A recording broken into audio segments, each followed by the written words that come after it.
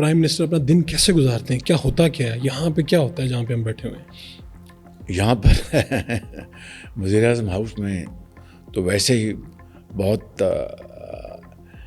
پھونک پھونک کے چلنا پڑتا ہے، کیونکہ یہ وزیر اعظم ہاؤس ہے اور اس میں اس کے جو تقاضے ہیں، یہاں پر میٹنگز ہوتی ہیں، باہر کے وفود آتے ہیں، یہاں پر ملک کی ترقی اور خوشحالی کے منصوبوں کے حوالے سے ان کے اوپر گفتگو ہوتی ہے۔ آپ کا دن کیسے گزرتا ہے؟ یعنی آپ صبح کتنے بجے اٹھ جاتے ہیں اور کتنے بجے تک کام کرتے ہیں؟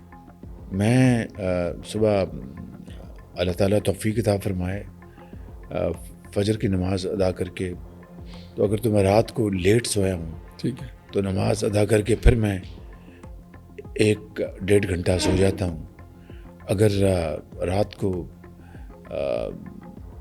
جلدی اگر سو گیا ہوں تو پھر میں فجر کی نماز کے بعد پھر میں نہیں سوتا، پھر میں کچھ قرآن کریم کی تلاوت کرنے کے بعد پھر میں چائے کا کپ پیتا ہوں، سوئمنگ پہ چلے جاتا ہوں، کیونکہ اس کے بغیر میرا ایک دن بھی گزارا نہیں۔ اچھا، یہ ڈیلی آپ نے سوئمنگ ضرور کرنی ہے؟ یہ میری زندگی کا حصہ ہے، کیونکہ میری کمر کی تکلیف بھی بڑی 30-35 سال سے ہے، تو الحمدللہ میری سرجری نہیں ہوئی، یعنی چھری سے میں بچ گیا ہوں، ورنہ 2-3 مرحلے ایسے آئے تھے کہ ڈاکٹر چھری سے چیر پھاڑ کرنے کا ارادہ رکھتے تھے۔ یہ آپ کینسر والی بات کر رہے ہیں؟ وہ تو میری امریکہ میں اس کی تو سرجری ہوئی، میں کمر کی بات کمر کی، ٹھیک ہے۔ وہ تو کینسر تو انہوں نے نکالا چھریوں سے، اس کے بغیر کہاں سے نکلتا ہے کینسر؟ وہ بھی بڑا مشکل مرحلہ تھا، چیر پھاڑ کرنی پڑتی ہے جی، وہ تو ایک بس ٹچ اینڈ گو۔ کتنی دیر وہ رہا وہ مرحلہ، مشکل مرحلہ کینسر والا؟ وہ آپریشن جو ہے، آپریشن بھی اس سے پہلے بھی، یعنی کتنی دیر تک؟ اس سے پہلے کوئی جو اس کے سمٹمز تھے وہ کوئی تقریباً 8-10 مہینے رہے مجھے، 8 مہینے جی، 6-8 مہینے۔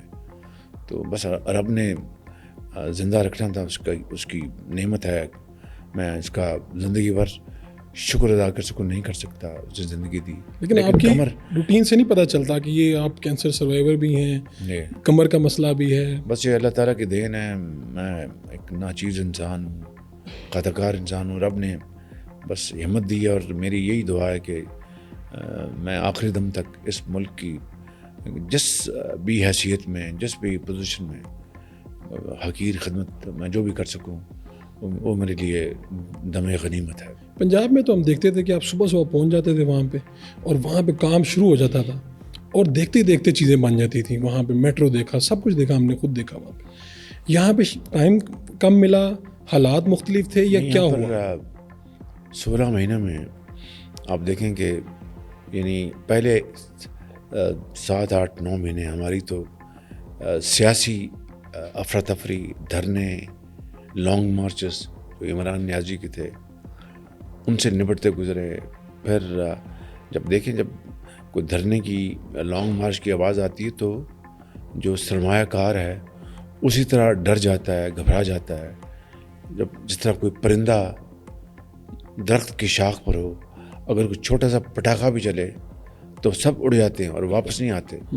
اسی طریقے سے سرمایہ کاری وہ پرندہ ہے، اگر ذرا سا بھی کہیں خطرہ ہو، کہیں جلوس نکل آئے تو وہ سب گھروں میں چھپ جاتے ہیں اور سرمایہ کاری ختم ہو جاتی ہے۔ اس نے پاکستان کا معاش کا ستیہ ناش کر دیا، برباد کر دیا اس نے، کیونکہ دھرنوں اور یہ دھرنے اور لانگ مارچز یہ صرف اس 16 ماہ کی کہانی نہیں ہے، یہ آپ دیکھیں 2014 سے یہ چلتے رہے، اور آپ کو یاد ہوگا ستمبر 2014 کی بات ہے کہ چین کے صدر پاکستان تشریف لا رہے تھے، اور یہ ڈی چوک میں بیٹھے تھے عمران خان اور ان کا جتھا، اور انہوں نے پاکستان کے غریب عوام کی جو ان کی حالت بدلنے کا موقع تھا، سنہری موقع، ان کے منہ سے نوالا چھین لیا اور روزگار چھین لیا کہ چین کے صدر کا دورہ مؤخر ہو گیا۔ میں نے بے پناہ کوشش کی، چینی سفیر نے جو پاکستان میں تھے انہوں نے پی ٹی آئی سے خود مذاکرات کیے کہ بھائی آپ کا دوست پریزیڈنٹ شی جن پنگ دورے پہ آ رہا ہے اور سی پیک کے معاہدے ہونے ہیں جس کا فائدہ براہ راست پاکستان کے چاروں صوبوں میں بسنے والے عوام کو ہونا ہے. انہوں نے ان کو بھی انکار کر دیا. انہوں نے انکار کر دیا ان کو کہ انہوں نے نہیں. کہا ہم اپنا کریں انہوں نے کہا کہ ہم یہیں بیٹھیں گے, شور نہیں کریں گے, اور پجامے وغیرہ جو ہیں تولیے گندے وہ لٹکتے رہیں گے, لیکن ہم یہاں سے اٹھیں گے نہیں. انہوں نے کہا کہ یہ کوئی ایک بڑا سنجیدہ معاملہ ہے, وہ دہشت گردی کا زمانہ تھا, کچھ بھی کوئی کر سکتا تھا, ہمارا کوئی دشمن ملک, کوئی دشمن عناصر کو اس طرح کی بہت خدا نخواستہ خطرناک حرکت کر سکتے تھے. تو انہوں نے بڑی منت کی, میں نے بھی بڑی کاوشیں کی, کوششیں کی, میاں نواز شریف صاحب نے, مگر اب تو میں آرمی چیف سے بھی ملے اپنی جی میں جنرل رحیل کو ملنے اگلے دن گیا جی ایچ کیو, اور وہاں پر وہ اٹھ کے چلے گئے دوسرے کمرے میں.